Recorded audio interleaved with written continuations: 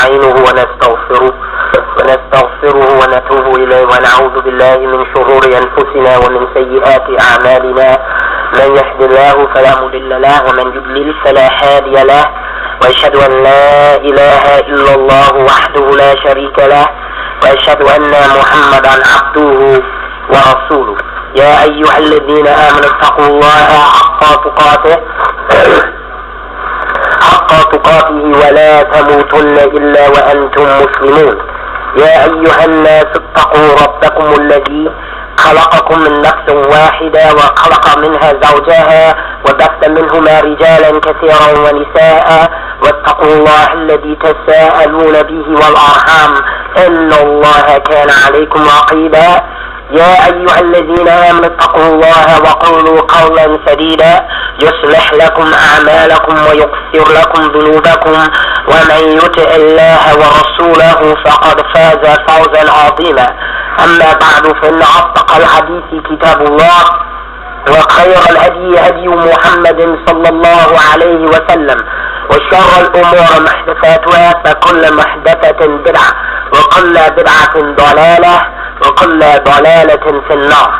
السلام عليكم ورحمة الله وبركاته. Alhamdulillah,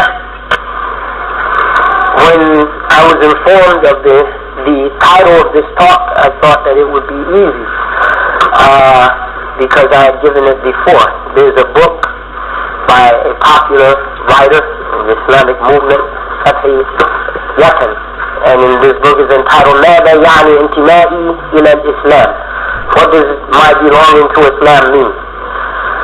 So based on that book, I've given a talk, and it breaks down the various aspects of Islam and what they mean to a Muslim, or should mean to a Muslim, especially in our contemporary Islamic situation. But reviewing it and considering the time restraints, I decided to take a different approach, starting with one of the ayat in Quran where Allah Ta'ala mentions Muslims or Muslims, and then proceeding from there. First and foremost, as Muslims we have to understand that being a Muslim means that we are special amongst the human family. And being special, this isn't meant in an arrogant sense, or in a sense that we lord ourselves over other people's, but it means that we maintain a special relationship with the Creator, and we have a special mission amongst the creation. Allah Ta'ala says in His Quran, أعوذ بالله من الشيطان الرجيم وجاهدوا في الله حق جهاده هو اجتباكم وما جعل عليكم في الدين من حرج ملة أبيكم إبراهيم هو سماكم المسلمين من قبل وفي هذا ليكون الرسول شهيدا عليكم وتكونوا شهداء على الناس فأقيموا الصلاة وآتوا الزكاة واعتصموا بالله ومولاكم فنعم المولى ونعم النصير. Allah Ta'ala says in this verse, strive in the way of Allah as you rightfully should. He has not imposed upon you any overburdening difficulties in your deen. The way of your father Abraham. He, Allah, has named you Muslims before in the earlier scriptures and in this Quran, in order that the messenger will be a witness against you and you will be witnesses against humanity. Therefore establish the prayer, pay the zakat, and hold fast to Allah. He is your protector. What an excellent protector, what an excellent helper. Allah Ta'ala reminds us that being a Muslim involves being involved in a struggle. He starts this ayah, وَجَاهِدُوا فِي اللَّهِ حَقَّ جِهَادًا. strive in the way of Allah as you rightfully should. How should we do that? By making all of our wealth, all of our talents, all of our abilities, all of our possessions, and if necessary, our life itself, are willing to willingly be prepared to sacrifice all of that to establish this deen in the earth. Jahidu wa jahidu fillahi haqqa jihad. Allah Ta'ala tells us, Ya ayyuhalladhina amanu هل أدلكم على تجارة تنجيكم من عذاب أليم تؤمنون بالله ورسوله وتجاهدون في سبيل الله بأموالكم وأنفسكم ذلكم خير لكم إن كنتم تعلمون. O ye who believe, believers, Muslims, shall I direct you to a commerce, a business, which will save you from a painful punishment. Believe in Allah and His Messenger, and struggle in the way of Allah with your wealth and with your lives. That is best for you if you but knew. He tells us, إِنَّ اللَّهَ اشْتَرَى مِنَ الْمُؤْمِنِينَ أَنفُسَهُمْ وَأَمْوَالَهُمْ بِأَنَّ لَهُمُ الْجَنَّةِ. That Allah has purchased from the believers their lives and their property, and for this transaction they will have the paradise. We give Allah our lives and our wealth, He gives us the paradise.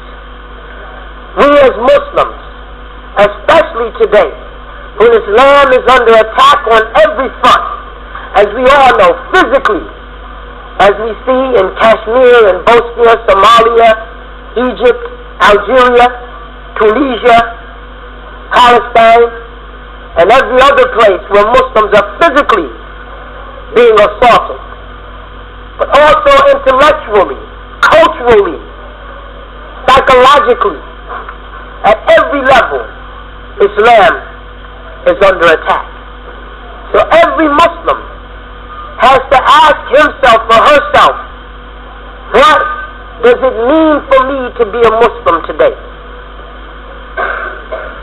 We have to examine ourselves and examine our relationship and our position in this world and in this ummah. We have to be imbued with the sense that we have a mission. That we have a mission. And Allah Ta'ala reminds us many places in the Quran that sometimes we neglect to emphasize or we de-emphasize. Allah Ta'ala tells us, أعوذ بالله من الشيطان الرجيم يا أيها الذين آمنوا من يرتد منكم عن دينه فسوف يأتي الله بقوم يحبهم ويحبونه أذلة على المؤمنين عزة على الكافرين يجاهدون في سبيل الله ولا يخافون لومة لائم ذلك فضل الله يؤتيه من يشاء والله واسع عليم. O ye who believe, whoever amongst you, this is generalized, يا أيها الذين آمنوا, O you who believe, generally, any of us, من يرتد منكم عن دينه, whoever amongst you, any of us, turns back on his deen, doesn't pursue this mission, doesn't undertake this mission, isn't actively involved in advancing this cause, فَسَوْفَ يَأْتِ اللَّهُ بِقَوْمٍ, then Allah will bring another people. Now if Allah Ta'ala didn't require that we struggle, why does He talk about replacing us? فَسَوْفَ يَأْتِ اللَّهُ بِقَوْمٍ, He will bring another people. يُحِبُّهُمْ وَيُحِبُّونَهُ, whom He will love them. وَيُحِبُّونَهُ, and they will love Him. And what is their defining characteristics? What are some of their defining characteristics? أذلة على المؤمنين, They will be very humble and very gentle and very kind with the believers. As Muslims, when we turn away from this mission, our lives devolve into petty and meaningless confusion. And a sign of the insignificance of our lives is that with all the assaults against Islam at every conceivable level, we can find nothing better to do than to attack, to condemn, to treat harshly other Muslims. Look at our world today. How Muslims are treating Muslims. The Muslims who are striving, who are struggling, Muhammad Rasulullah, وَالَّذِينَ مَعَهُ أَشِدَّاءُ عَلَى الْكُفَّارِ رُحَمَاءُ بَيْنَهُمْ. Today it's the opposite. أَشِدَّاءُ عَلَى الْمُؤْمِنِينَ رُحَمَاءُ مَعَ الْكُفَّارِ. Stand against the Muslims, gentle to the kuffar. Go to an embassy in a Muslim country, try to get a visa, to go to Hajj, to do an Islamic duty. How are you treated? How many times do you have to go back? How many bribes do you have to pay? Either legal or illegal bribes. And while you're getting the runaround, let Smith or Jones come in. Ahlan, Jones, تفضل, مرحبا بكم. Get out of the way, Ahmed. Move. Look. This exemplifies, try to get a job. A Muslim doctor who's published in professional journals, who's made major research contributions, is refused a job in a wealthy Muslim country in favor of a kafir who can barely get a license in his country. Right or wrong? It's right. أشداء على المؤمنين رحماء مع الكفار. But these Muslims who understand the situation,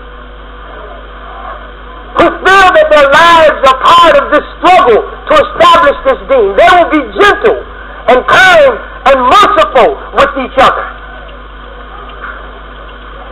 أذلة على المؤمنين أعزة على الكافرين. They will be stern against the kuffar, those who oppose them, those who aggress against them, those who are trying to destroy this deen. As far as those who aren't, Allah Ta'ala enjoins on us that we treat them with righteousness and kindness. He makes clear in Surah Al-Mumtahana, يُجَاهِدُونَ فِي سَبِيلِ اللَّهِ.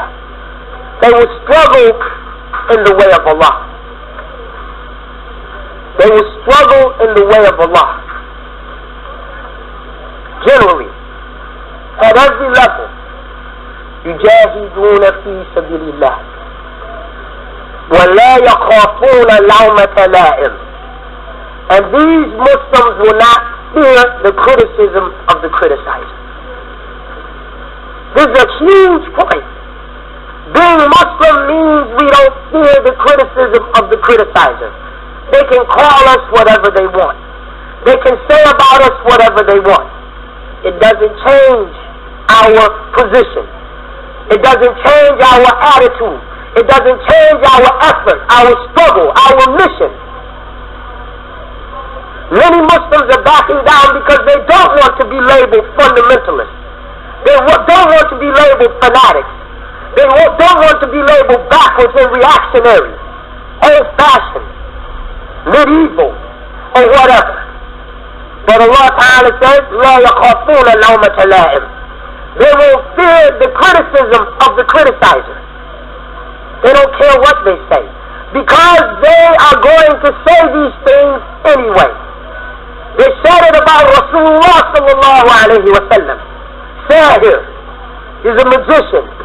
Majnoon, he's crazy, etc. Did this stop him? Did it turn him back? Did it cause him to compromise, to change his course? No. وَلَا يَخَافُونَ لَوْمَةَ لَائِمٍ. This is how we have to conceive ourselves.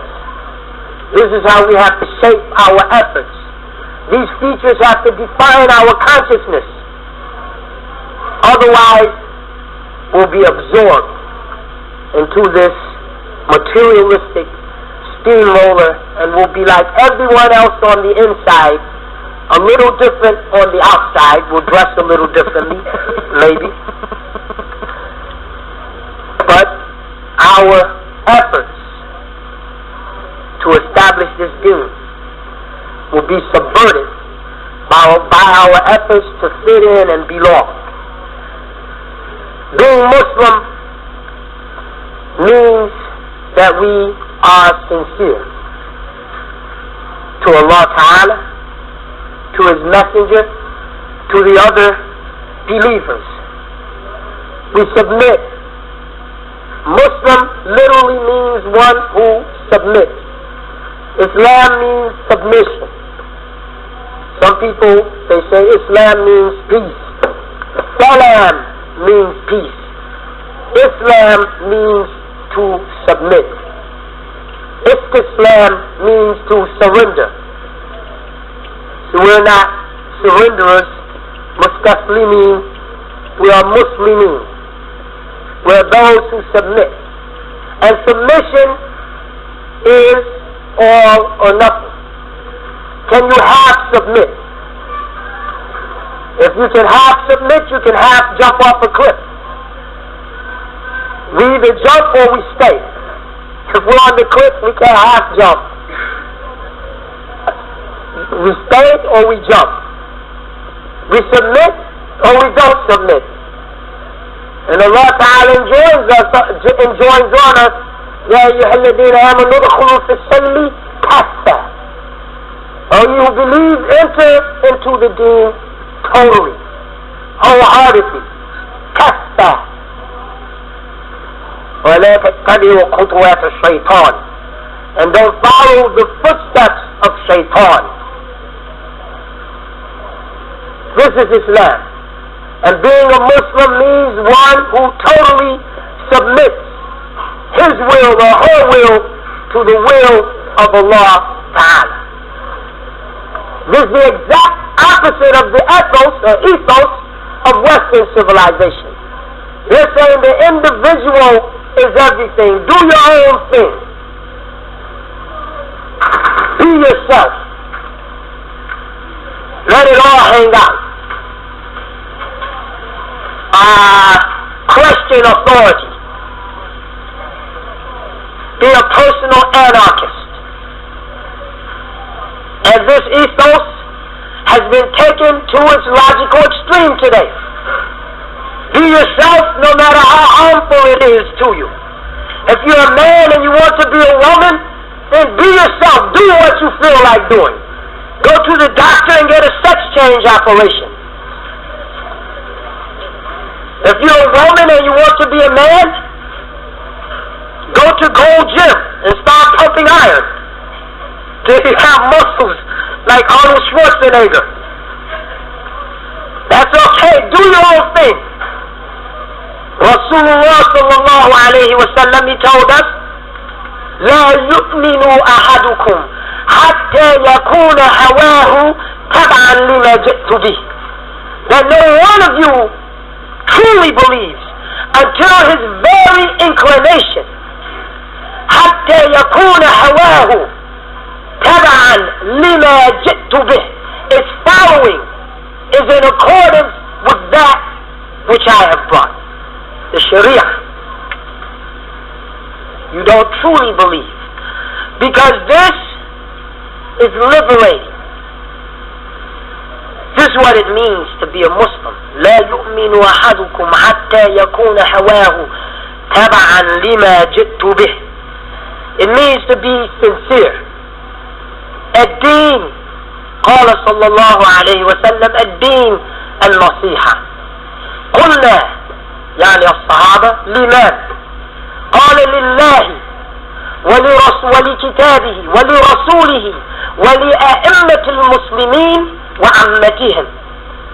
That deen is sincerity. To whom?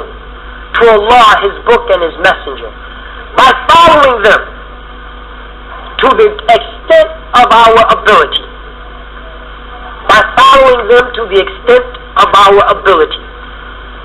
وَلِأَئِمَّةِ الْمُسْلِمِينَ, and to the leaders of the Muslims, to give them sincere advice. وَعَمَّتِهِمْ, and their ordinary folk. Sincere advice. Deen and nasiha. We have to be able to talk to each other, brothers and sisters, to advise each other, to counsel each other, and to encourage each other to be sincere to Allah, His book and His messenger, and adhering and following what guidance we get from them. Imam al-Nawawi, commenting on this hadith, he said, "Man la nasihata lah, la deena lah." That whoever cannot give and take sincere advice has no deen. Why? Because we're taught this deen. When we're taught the principles of Islam, someone's advising us. And if we can't take it, then we won't have any deen. And there are whole Islamic groups that go astray because their leaders cannot be advised. This is wrong. You shouldn't do this. You're teaching nationalism. You're teaching this, that, or the other. Ad-Deen and Nasiha. Being Muslim means being able to give and take sincere advice. In the family, a lot of our problems in our families, and Muslims have problems, marital problems. Muslims have wife beating. Some misguided Muslims. It's a fact. A lot of it exists because there's no sincerity and there's no advice. The husband can't take advice from the wife. He's too arrogant. The wife can't take advice from the husband. She's too stubborn. And they both forget that they're dealing with Muslims. First and foremost. We have to look at ourselves as Muslims first, and then husband and wife, brother and sister. لا يؤمن أحدكم حتى يحب لأخيه ما يحب لنفسه. No one of you truly believes until he loves for his brother what he loves for himself. That applies to the husband and wife also. Don't strike a Muslim in the face. That applies to the husband and wife also. It's not just for dealings when we're angry in the street, in jihad, or whatever. It's for our everyday relationships. Being Muslim means accepting advice, giving advice, sincere advice. Being Muslim means understanding, as we started, that we are not like everyone else. We emphasize this. We are not like everyone else. We are not like the kuffar. We are not like the Jews. We are not like the Christians. When the wives of the prophets, of Prophet Muhammad, some of them, radiyallahu anhum, sallallahu alayhi wa sallam, they started bugging him about having more of this dunya. What did Allah Ta'ala reveal? يا نساء النبي لستن كأحد من النساء. O you wives of the Prophet, you are not like other women. And we as Muslims are not like other people. We have a mission. In conclusion, we want to emphasize that being a Muslim, in addition to all the things that are listed, in the book I made reference to, ماذا يعني انتمائي إلى الإسلام, what does my belonging to Islam mean, mentions the aqidah, the ibadat, the akhlaq of the Muslim, etc. We want to emphasize the akhlaq, because many of our problems today, they don't arise from a lack of understanding in aqidah or ibadat, how to pray or fast, etc.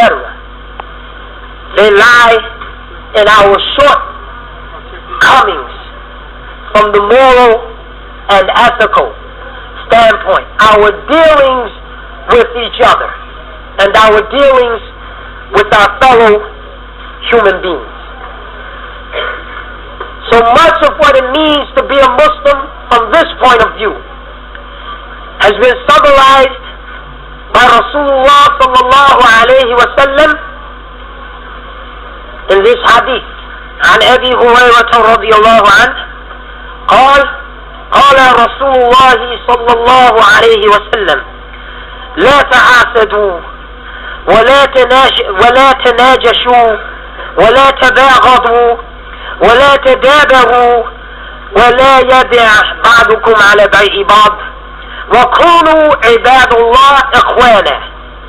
المسلم أخو المسلم لا يظلمه ولا يخذله ولا يكذبه ولا يحكره. التقوى هاهنا ويشير إلى صدره 3 مرات بحسب امرئ من الشر أن يحكر أخاه المسلم. المسلم على المسلم حرام دمه وماله وإرده. رواه Muslim. He said sallallahu alayhi wa sallam, as related by Abi Hurairah radiyallahu anhu, do not envy one another. Do not be jealous of one another. Do not conspire against one another in any way. Literally, this process, وَلَا تَنَاجَشُوا, means to push up to outbid someone just so they can't buy something, even though you don't need it. But generally, don't conspire against a Muslim in any way. وَلَا تَبَاغَضُوا, do not hate one another. Look at the hatred that is coming to our ummah. If you want to see the hatred, they say, put your money where your mouth is. Or we say, or we used to say, before some of us were Muslim, that you can talk about something all day and all night. But if you want to see how you really feel about something, then put your money where your mouth is. So if we want to see the depths of the hatred of the Muslims for each other, look at how much money has been spent by Muslims to fight and kill and destroy other Muslims. The Gulf War, the direct and indirect cost, $650 billion. Direct and indirect cost, $650 billion. To fight who? Israel, the Serbs, the Hindus, to liberate Kashmir? No. To destroy Iraq. $650 billion. So much so that now Saudi Arabia, Kuwait, they have to go to the World Bank to take loans. This illustrates the depth of the hatred that Muslims have acquired for their other Muslims. Compare this to what's been spent against the Israelis. You want to get an idea of how much money's been spent? Consider the duration of the wars. The 6-day war. The 1-month war. Say the Ramadan war. Ramadan is a month. The 1-month war. The 3-week war. How much money's been spent to destroy the Serbs? We don't even dare to answer. We know that one Muslim nation has given more money to provide air conditioning for the animals in the London Zoo than to the Muslims in Sarajevo. This is a fact, brothers and sisters. He says, sallallahu alayhi wa sallam, وَلَا تَبَاغَضُوا, do not hate one another. وَلَا تَدَابَرُوا, do not turn away from each other. وَلَا يَبِعْ بَعْضُكُمْ عَلَى بَيْءِ بَعْضٍ, and don't enter into a transaction after one of you has already entered into it. كُونُوا عِبَادُ اللَّهِ إِخْوَانًا, be you servants of Allah, brothers. If we're servants to Allah, and this is what being a Muslim means, to be ibadullah, then we'll be brothers. Because if we accept this deen, and if we're so preoccupied with our worship of Allah, and our servitude to Allah, and our enslavement to Allah Ta'ala, and worrying about our souls when we meet Allah, on the day nothing will be of benefit. يَوْمَ لَا يَنْفَعُ مَالٌ وَلَا بَنُونَ إِلَّا مَنْ أَتَى اللَّهَ بِقَلْبٍ سَلِيمٍ. We're worried about our hearts and the condition of our hearts. Then we don't have time and energy to display all this negativity against our Muslims. كُونُوا عِبَادُ اللَّهِ إِخْوَانًا. Al-Muslim أَخُو الْمُسْلِم. What does it mean to be a Muslim? It means to be a brother to your fellow Muslim and a sister. Muslims were not politically correct yet, so we still have the generic usages in language. Al-Muslim Akhul Muslim. The Muslim is a brother to his fellow Muslim and a sister. He neither oppresses him, لا يظلمه, nor does he abandon him, ولا يخذله. Look at today, Muslims are abandoned. Muslims are abandoned. Ask any Muslim. Go to Kashmir. Ask the Muslims, do you feel abandoned by the Ummah? What will they say? They'll say yes. Go to Philistine. Ask them, do you feel abandoned? They'll say we felt abandoned since the Amman Summit in 1987. That's why we started the Intifada and took things into our own hands. لا يحضره. Go to Bosnia. You don't have to ask. You see it every night on CNN, telling how they feel abandoned and deserted. And it's not any of your faults or my fault. We don't control the wherewithal, the resources. We can collect our thousands of dollars. We don't control the millions. We don't control the tanks and the jets, the helicopters that are so easy to use against other Muslims. لا يخذله. He doesn't forsake him and abandon him. ولا يكذبه. He doesn't lie to him. How many lies have been told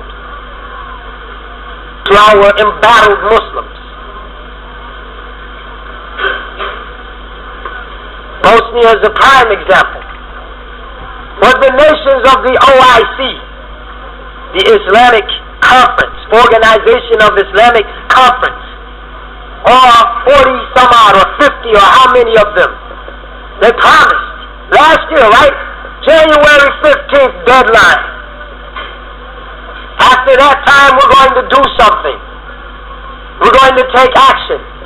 We're going to transgress against the arms embargo. What happened when January 15th came? They said, oh, we'll have another meeting in a couple months. لا يكذبه. He doesn't lie to him. ولا يحكره. He doesn't look down on him. He doesn't look down on him. And then this point is emphasized. After he said التقوى هاهنا and pointed to his chest 3 times, he emphasized the last point, ولا يحكره. He doesn't look down on him. بحسب امرئ من الشر أن يحكر أخاه مسلم. It is sufficient sufficient evil. This alone is enough evil for a person that he looks down on his brother Muslim. This is what's happened. They look down on each other. What's the attitude of Kuwaitis now towards Palestinians? Palestinians. Get out. For no reason. Creating all this turmoil and confusion. What's the attitude of Iraqis toward Kuwaitis? Etc. The attitude of many misguided Muslims towards the darker Muslims. We have things in the Islamic lexicon: Zenji, Zinji, Saidi, La yahkiruhu. He doesn't look down on him. It's sufficient evil if he does. Al-Muslim, Akhul Muslim. The Muslim is a brother to his Muslim, fellow Muslim. Every Muslim is sacred to his fellow Muslim. Every Muslim is sacred to his fellow Muslim. His life, damuhu, his property, maluhu, and his honor, irduhu. So brothers and sisters, if we adhere to this,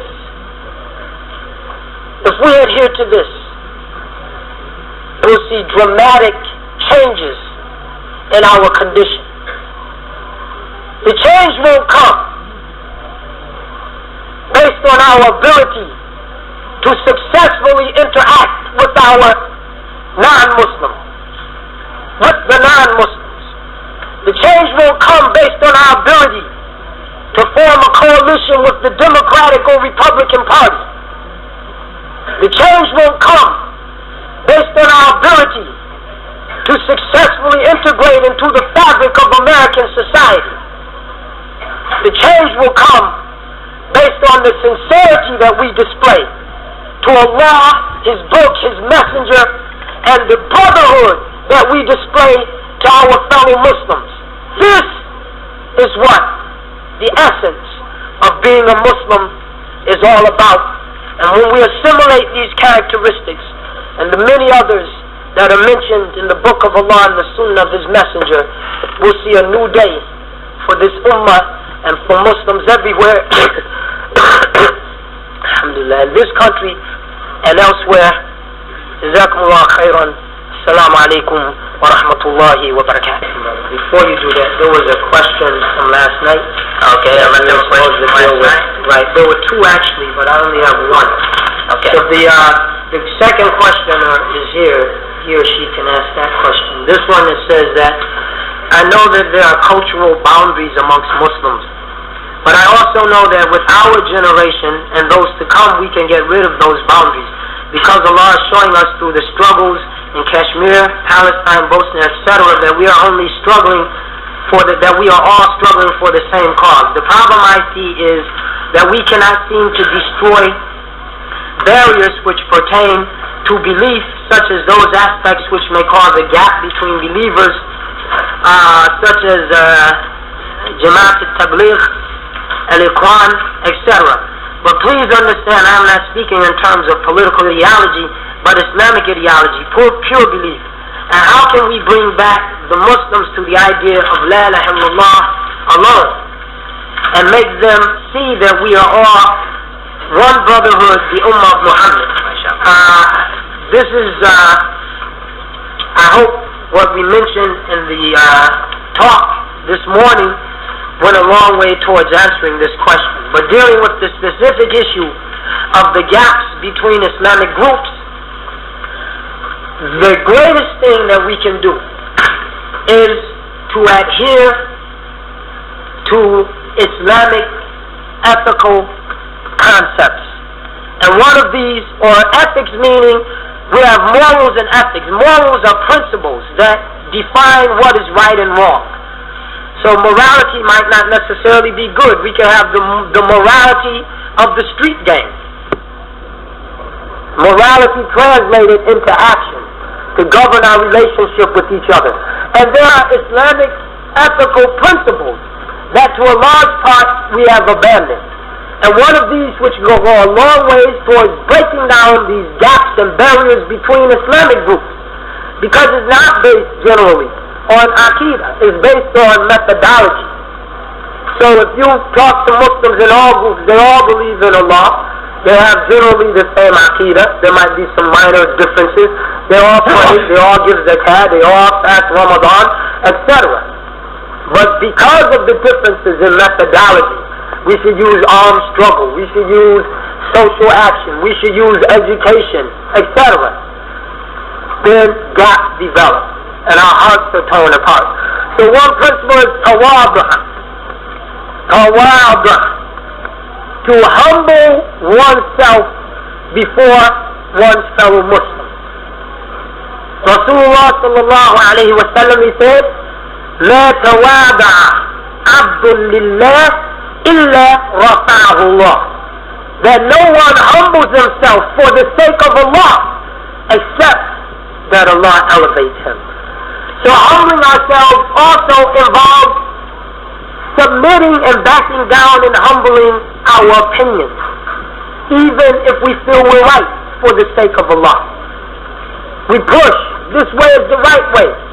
We should back up to say, maybe you're right, I'll listen to you. And then Allah Ta'ala, He'll elevate us. So we have to humble ourselves and give credit to the other. Entertain the thought that the other might be more right and proper than us.